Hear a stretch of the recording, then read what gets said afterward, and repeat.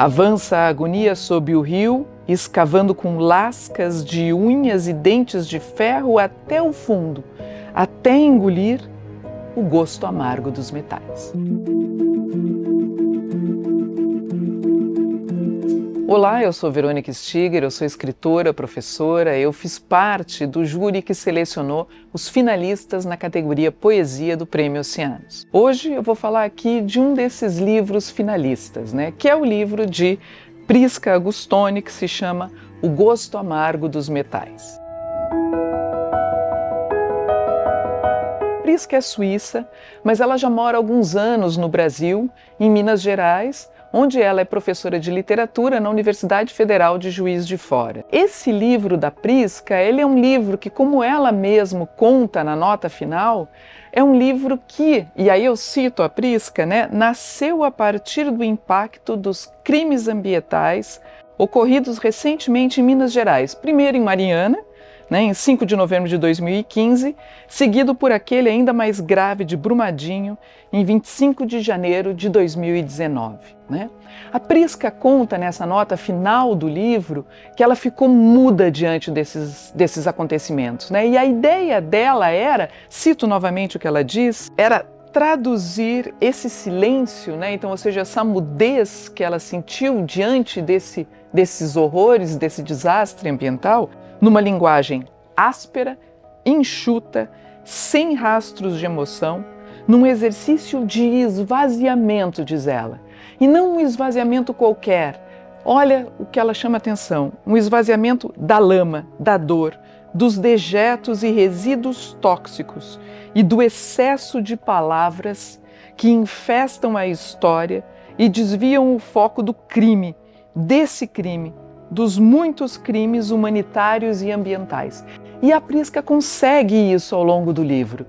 Eu acho que uma das grandes forças do livro da Prisca é justamente essa linguagem mais seca, essa linguagem mais áspera, essa linguagem que apresenta imagens e que são imagens desse horror decorrente desses desastres ambientais. Como, por exemplo, nós podemos ver já nesse poema no início do livro, o poema que justamente vai estar no título do livro, que se chama O Gosto dos Metais, e que eu leio aqui para vocês. No começo era a lama. Logo irrompe uma pata de cavalo, nódoa, osso sem rédeas ou crina, rótula o tronco desgalhado da cartilagem nua. Aflora do lodo, resvala feito pedra ou dormente, lúcido olho enterrado, ruína na cerca dos fetos. Enredam-se líquens ao seu redor como serpente, como mãos que apalpam. Cresce no solo e no riacho, raiz ou palafita, rara flor insurrecta, essa espora.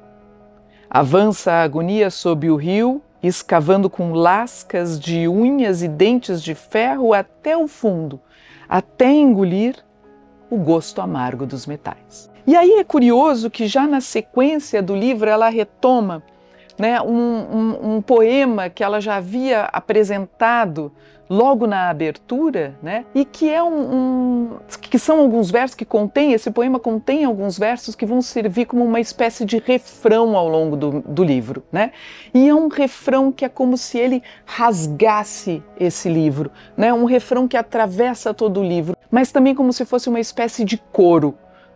E aqui um coro como aquele coro grego, ou seja, esse coro que é a voz da sociedade, que é a voz não só da sociedade, mas talvez a voz da história, uma voz que talvez emerja dessa lama. E esse poema diz: o Atu é seu nome e o rio sagrado, em seu leito há mãos geológicas de seres vegetais. Essa que é a parte que vira refrão, mas ele continua.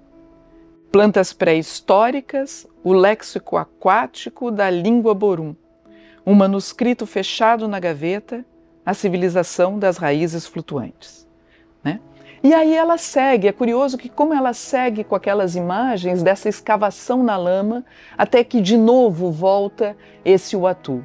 E eu leio na sequência para vocês terem uma ideia disso.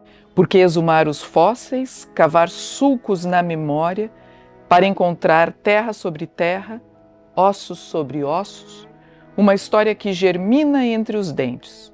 Os sorrisos de foice ou de lua, tão brancos de espanto, imitam os gestos de uma boneca ciosa do segredo de quem tudo vê, mas não tem voz. As mãos úmidas de bosque e bulbos numerosos que racham o vaso e o verso. Espetam a pele, maldita memória, essa era assassina e invasiva. O Uatu é seu nome, o rio sagrado, em seu leito há mãos geológicas de seres vegetais. E aí ela continua. No começo era o céu, tão baixo que de tão azul furou a lâmina da transparência. Hoje respingam microesferas de poeira, pólen metálico, calcário, fuligem de nácar, tão baixa que de tão tétrica faz do chão ardor e corte, néctar amargo da desesperança.